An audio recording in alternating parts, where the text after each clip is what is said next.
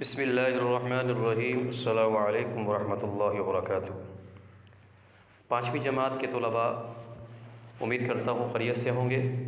اللہ تعالیٰ آپ کو خیریت سے رکھے، خیریت میں رکھے۔ اسکرین پر آپ کو ہوم ورک کا کام نظر آ رہا ہے۔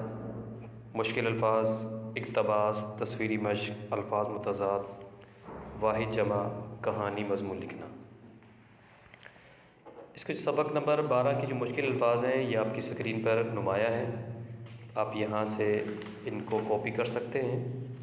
ان میں پہلا لفظ ہے لگن، دھن یا دھیان دینا، ممتاز، چنا گیا، افضل یا اعلیٰ، مخالف، دشمن، برعکس، الٹا، بددل، ناراض، دل برداشتہ، راست بازی، ایمانداری، سچائی، متانت، سنجیدگی، مضبوطی، منصب، رتبہ، درجہ، مادر ملت، قوم کی ماں، عجز و انکسار، کمزوری اور خاکساری۔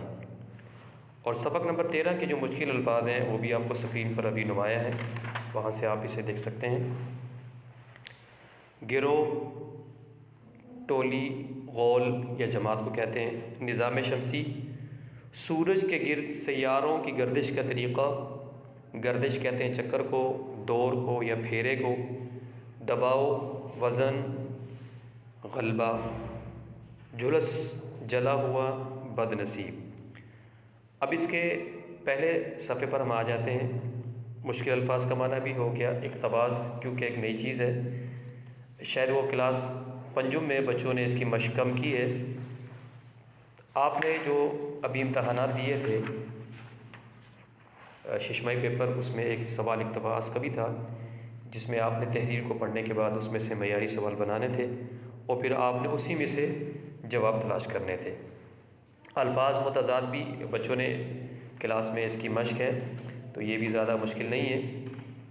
اور پھر اسی طرح ایک لفظ ہے الف بائی کے الفاظ۔ الف بائی کے الفاظ وہ شاید چند بچوں نے کیے تھے، چند ایک بچوں نے نہیں کیے تھے۔ الف بائی الفاظ کسے کہتے ہیں اور کیسے کیے جاتے ہیں اس کو سمجھ لیتے ہیں۔ ہم ایک لفظ لیتے ہیں بستر، بستر۔